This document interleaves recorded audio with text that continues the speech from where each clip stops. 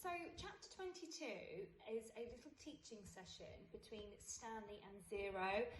It's very, very sweet, and that's what you are going to be focusing on in your English lesson. You are going to rewrite this chapter just like you did for chapter 20 with Stanley, Mr. Sir and the Warden, and you're going to rewrite it with Stanley and Zero. So I have made a little sheet for you to make notes on while I'm reading. So I want you to think about the kind of things that Stanley is teaching Zero. So what kind of teaching you need to include in your little section today. What Zero's strengths and weaknesses are. So what's he able to do really well? What kind of things does he not know?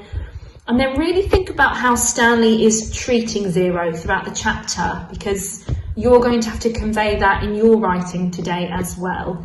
So while I'm reading, I will stop and ask you some questions. You don't necessarily have to write down the answers, but just think about them and add to your notes as you go. Okay, right, here we go. Okay, so now we know that Zero has dug Stanley's hole for him. So chapter 22, Stanley was the first one finished. He spat in his hole, then showered and changed into his cleaner set of clothes. It had been 3 days since the laundry was done, so even his clean set was dirty and smelly. Tomorrow these would become his work clothes and his other set would be washed. He could think of no reason why Zero would dig his hole for him. Zero didn't even get any sunflower seeds. So why do you think Zero dug Stanley's hole for him? I guess he likes to dig holes, Armpit said. He's a mole, Zigzag had said. I think he eats dirt. Moles don't eat dirt, X-Ray pointed out. Worms eat dirt. Hey Zero, Squid had asked, are you a mole or a worm? Zero said nothing. Stanley never even thanked him, but he sat on his cot and waited for Zero to return from the shower room. Thanks, he said, as Zero entered through the tent flap. Zero glanced at him, and then went over to the grates, where he put down his dirty clothes and towel. Why did you help me? Stanley asked. You didn't steal the sunflower seeds, said Zero. But neither did you, said Stanley. Zero's eyes stared at him. His eyes seemed to expand as if Zero was looking right through him. And you didn't steal the sneakers, said Zero. Stanley said nothing. He watched Zero walk out of the tent. Wait, he called after him. I'll teach you to read if you want, Stanley offered. I don't know if I know how to teach, but I'm not that worn out today, since you dug a lot of my hole. So this could be something to think about for English, why Stanley is agreeing to teach Zero. So think about why he's agreed to do this. A big smile spread across Zero's face. They returned to the tent where they were less likely to be bothered. Stanley got his box of stationery and a pen out of his crate, and they sat on the ground. Do you know the alphabet? Stanley asked. I know some of it, Zero said. A, B, C, D. Keep going, said Stanley. Zero's eyes looked upward.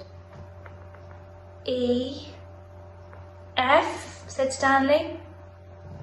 G. He blew some air out of his mouth. H, I, K, P. H, I, J, K, L, said Stanley.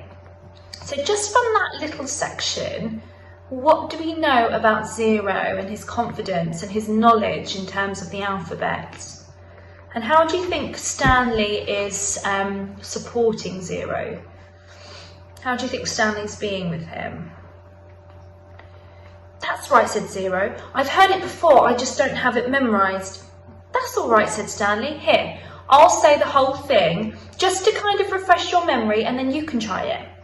So he recited the alphabet for Zero, and Zero repeated it without a single mistake.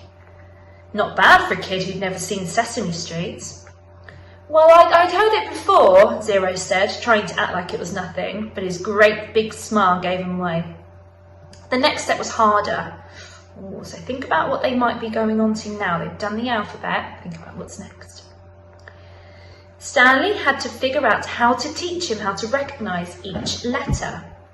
He gave Zero a piece of paper and he took a piece for himself. I guess we'll start with A. He printed a capital A and then Zero copied it onto his sheet of paper. The paper wasn't lined, which made it more difficult, but Zero's A wasn't bad, it was just a little bit big. Stanley told him that he needed to write smaller or else they'd run out of paper quickly. So Zero wrote it smaller. So in that bit there, when he's describing how Zero's writing, there's no speech there, so think about how you would add in some speech there. Actually, there are 2 ways to write each letter, Stanley said, and he realised this was going to be harder than he thought. That's a capital A, but you usually see a small a. You only have capitals at the beginning of words, and only... Hi Year 5, I was just watching that video back, and thank goodness I did, because I realised that it cuts out halfway through the chapter. This is why we check our work before we publish. So yes, well, I've noticed, so I'll carry it on now for you. So, right. You only have capitals at the beginning of a word, and only if it's at the start of a sentence or if it's a proper noun like a name.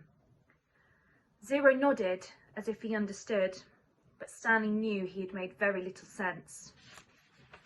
Teaching is quite hard. He printed a lowercase a and Zero copied it. There are 52 letters, said Zero. Stanley didn't know what he was talking about. Well, instead of 26, there's really 52. Stanley looked at him, surprised. I guess that's right. How'd you figure that out? He asked. Zero said nothing. Did you add? Zero said nothing. Did you multiply? That's just how many there are, said Zero. So think about what you can add to Zero's strengths. What can he do? Stanley raised and lowered one shoulder. He didn't know how Zero knew there were 26 in the first place. Did he count them as he recited them? He asked Zero to write a few more upper and lowercase a's. Then he moved on to capital B. This was going to take a long time, he realised. You can teach me 10 letters a day, suggested Zero. 5 capitals and 5 smalls. And after 5 days, I'll know them all. Except on the last day, I'll have to do 12. 6 capitals and 6 small letters. Again, Stanley stared at him, amazed he was able to figure it all out. Zero must have thought he was staring at him for a different reason, because he said, and I'll dig part of your hole every day. I can dig for about an hour, then you can teach me for an hour. And since I'm a faster digger anyway, our holes will get done around the same time, and I won't have to wait for you. Okay, Stanley agreed. As Zero was printing his B's, that means writing his B's out, Stanley asked him how he figured out it would take 5 days to learn all the capital letters and all the small letters. Did you multiply, Zero? Did you divide? It's just what it is, Zero said. It's good maths, said Stanley. It's not just good maths, it's good.